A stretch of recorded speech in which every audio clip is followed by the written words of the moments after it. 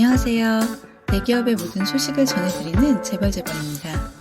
오늘은 현대차 정의선 부회장과 삼성 이재용 부회장의 회동에 대해 이야기해보겠습니다. 과거 두 사람은 정부와 청와대의 요청으로 여러 차례 형식적 만남을 가졌었지만 이번처럼 현대차 총수가 삼성 사업장을 찾아서 만난 것은 처음 있는 일입니다. 삼성 SDI가 생산하는 전기차 배터리인 2차 전지는 가장 대표적인 우리나라 미래 먹거리 산업으로 손꼽힙니다. 재계를 대표하는 두 그룹이 만나 2차 전지 산업의 미래를 논의했다는 것은 국가적으로도 매우 긍정적인 일이라고 평가하고 싶습니다.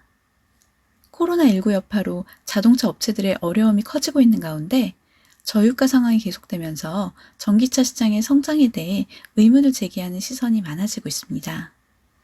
미국, 유럽, 중국 등 주요 시장에서 전기차 판매가 일시적으로 위축되었지만 전기차로의 전환이 앞으로도 계속될 것이라는 전망은 여전히 우세합니다.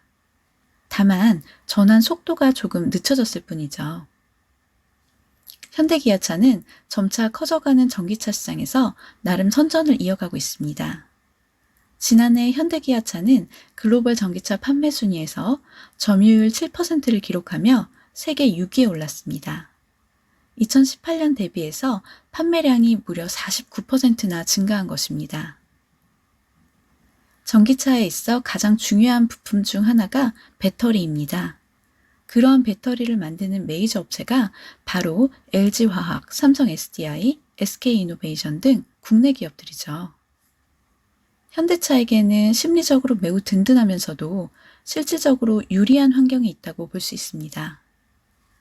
현대차의 전기차인 아이오닉과 코나는 주로 LG화학으로부터 배터리를 공급받고 기아차의 니로 EV와 소울 EV는 주로 SK이노베이션으로부터 배터리를 공급받습니다. 현대차는 메이저 전기차 업체들처럼 앞으로는 전기차 전용 플랫폼을 통해 전기차를 생산해 나갈 계획을 가지고 있습니다. 현대기아차의 첫 번째 전기차 전용 플랫폼 eGMP에 탑재될 배터리 공급처로는 SK이노베이션을 선택했죠. 또한 안정적인 배터리 공급을 위해 LG화학과 손잡고 전기차 합작사 설립을 논의하고 있습니다. 이쯤 되면 이상한 점을 발견할 수 있습니다. 삼성 SDI는 지난해 기준으로 세계 5위를 기록한 세계 메이저 플레이어입니다. 폭스바겐, 포드 등 주요 완성체 업체에 미리 배터리를 공급하고 있죠. 하지만 유독 현대차는 삼성 SDI를 멀리하고 있는 것입니다. 재계에서는 삼성과 현대가 과거 자동차 산업에서 벌였던 악연이 이어져 온 것으로 보고 있습니다. 과거 현대와 삼성의 악연 이야기를 잠시 해볼까요? 1995년 삼성은 삼성 자동차를 설립하면서 자동차 산업에 본격적으로 뛰어들었습니다. 삼성은 부족한 기술력을 극복하기 위해 닛산과 기술 제휴를 맺었고 1998년 삼성 자동차의 첫 양산 모델인 SM5를 출시하였습니다. 삼성이 자동차 시장에 진입할 당시 국내 자동차 시장은 현대, 기아, 대우, 쌍용 등 4개 업체가 치열하게 경쟁을 벌이고 있던 시기였죠. 이런 가운데 삼성마저 경쟁에 뛰어들었으니 기존 업체들이 반발하는 것은 당연했습니다. 아니나 다를까 삼성이 양산형 자동차를 출시하자마자 외환위기가 발생하였고 자동차 산업은 큰 위기를 겪게 되었습니다. 그로 인해 기아차가 법정 관리에 들어가게 되었고 기아차를 인수하기 위해 삼성과 현대의 경쟁이 시작되었습니다. 삼성자동차는 부족한 시장 점유율을 확대하기 위해 기아차 인수에 심혈을 기울였죠.